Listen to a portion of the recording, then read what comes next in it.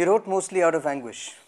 He would spend hours trying to just get the ink in his pen to paint a picture of anguish through words, expressions, experiences, and ideas.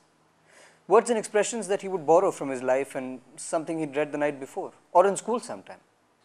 Experiences he would have observed while walking back home from the coffee house. Ideas he would have had while sitting in the coffee house wanting to just walk back home. He wrote mostly out of anguish, an anguish that he centered around. Actually, why? Why not for once just try and write for myself, of myself, not to be behind him, do not be behind him. For once, just this once. I write mostly out of anguish, an anguish I derive from everyday life, an anguish I borrow from the lives around me. The anguish at breaking precious china and of failed love, the serene anguish at a funeral procession, of waving hands behind the misty glass of a train, the anguish of betrayal and at misplacing cherished gifts. And above all, I borrow from, no, words are lost to me. Expressions scant when this ink starts to feed off me. Ideas that are mine, I can't translate in a language that doesn't belong to me, a language I can't belong to. The experiences of others I can't speak of without knowing them as mine. I can't write off them without replacing them with my own. It's so much more comfortable, truthful, and real to speak of him than of me. The things that I wouldn't say, he would. The things that I haven't done, he has. And of course, there are those things that never happened to me, but did in fact to him. Yes, he must write for me. He wrote mostly out of anguish.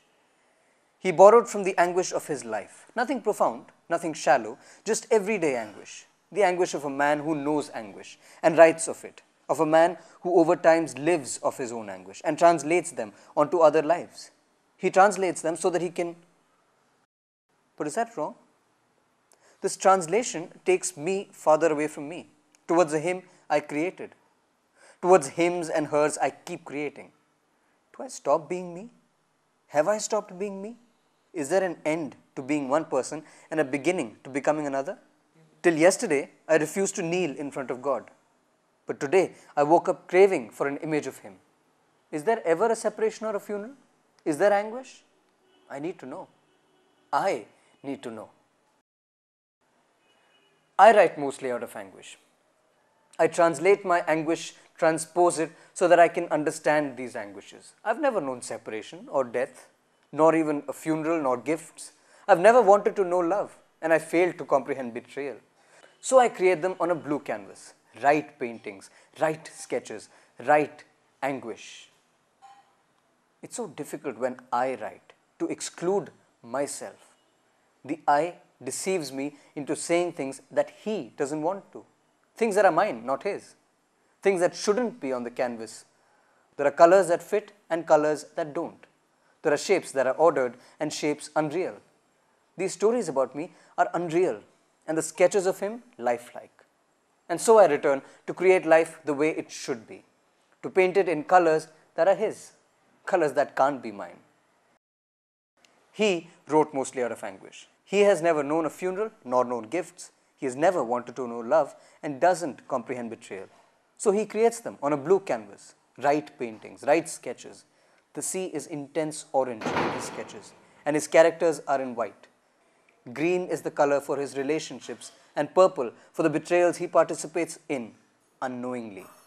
He sits nights on end trying to create the characters, but can't. The betrayals which lead him into anguish, the anguish which draws him into writing, the writing that draws him away from himself and this anguish, draws him into lives he has not known, experiences he can't comprehend, ideas that he doesn't know how to translate. He goes to the nearby coffee house to search for characters on whom he can transpose his anguish. He doesn't find them, and as he sits there, he wants to leave. The anguish remains untranslated. This anguish overpowers him. I'm tired.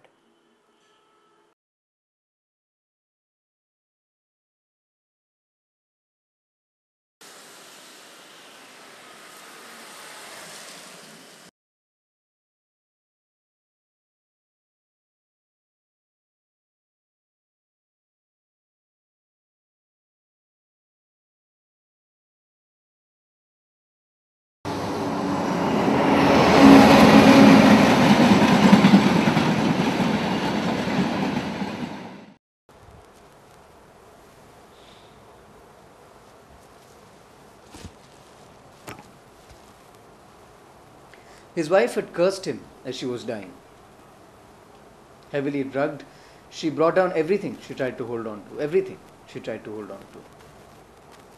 The agonizing sound of her tears, the tears of disbelief, merged seamlessly into the sound of the breaking glass. That precious, cherished china, those gifts.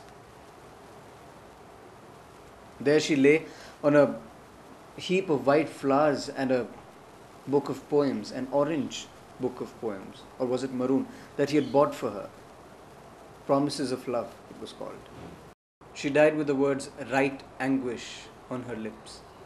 And the next morning he said goodbye to his other woman, the reason why she, his wife, had left him. And yet he really didn't know why she had left him, why she had taken that rather thoughtless decision.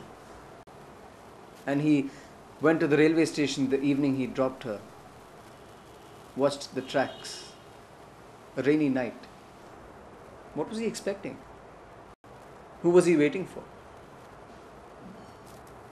And he just stood there, waving at some train, some cracked, misty, hazy window pane of the train, doing nothing. Absolutely nothing.